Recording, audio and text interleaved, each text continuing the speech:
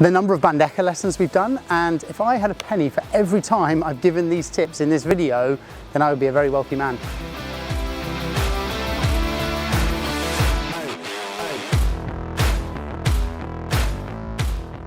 Hi guys, Sandy here.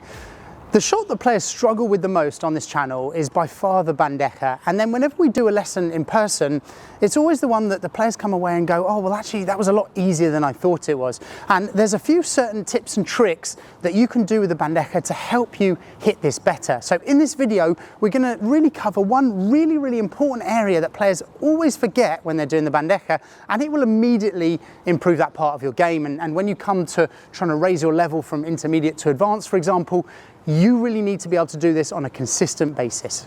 So the tips we're going to talk about here will actually also help your vibra, topspin smash, all of your overheads, because it kind of applies to all of them. But before we go into that, I just want to make really obvious the beginning part of the technique for the bandeja. Now we've got a video bandeja from scratch that I'll link to up there.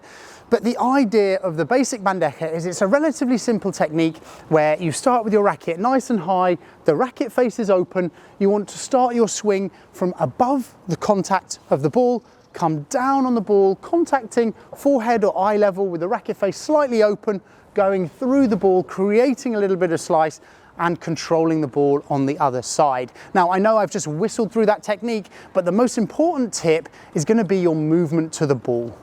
I really cannot exaggerate the importance of the movement enough. Yeah, so many players have the right technique that we've just talked about, but they never get in position to actually use that technique, and therefore they don't end up hitting the bandeja well, they lose confidence, and the game spirals down, in a match. So what we're going to talk about now is this actual movement to the ball, which is so important. So from your ready position, as soon as you see your opponent come underneath the ball, you know that you're going to hit a smash or some type of overhead if you can, if it's not over your head. So what you're going to do is, as soon as you see that, you immediately want to start turning your body, yeah, preparing for that type of shot. As soon as it's come off their racket and it's gone high, your back steps need to be in this method like this, where you're going to move back to get behind the ball. They need to be fast because often that ball has gone quickly over your head. So immediately you're turning, taking some big steps. Now, it's not hugely important whether you crossover step or you just sidestep. So whether you're going to step over like this or you're going to sidestep, it doesn't really matter so much, whatever is a preference for you, as long as you're taking some big steps. Often we see players have lots of little steps and then they end up contacting behind them because they haven't moved back fast enough. The other problem is that players are not turning, so they're kind of moving back like this, and again, it's not fast enough. Yeah, so as soon as that lob goes up, you're turning, you're getting your racket back quickly, and you're taking nice big steps to get behind the ball.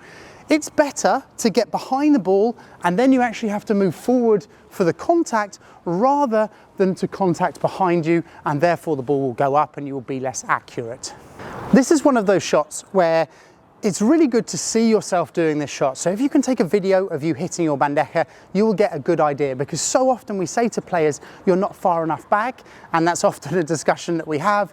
They argue that they usually are, and then we watch the video and they actually see that they're contacting behind them. And obviously, if you're contacting behind, it's very difficult then to get that forward momentum into the shot. Yeah, so really important not to ball watch and come back like this. This is one thing that we often see. The other thing is the delayed moving back. Yeah, the player hits the lob, they're watching the ball to begin with, and players will say to me, well, I don't know at that stage if I'm going to hit a smash or if I'm going to play it after the back glass, but it doesn't matter. Yeah, you will still do the same movement back where you're turning and you're moving like this, and if you hit the bandeja, fantastic. If the ball goes over your head, you're still moving back in this sideways position, because if you can, you want to play an aggressive bajada after the back glass. So either way, those are two really important things to get used to doing for your bandeja, is move early, turn sideways, and then again, big steps to get into position.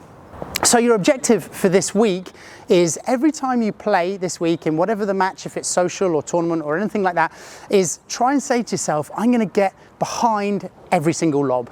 Yeah, so as soon as that lob gets up, exaggerate your movement, get behind it, and you'll notice a huge difference with your bandeja.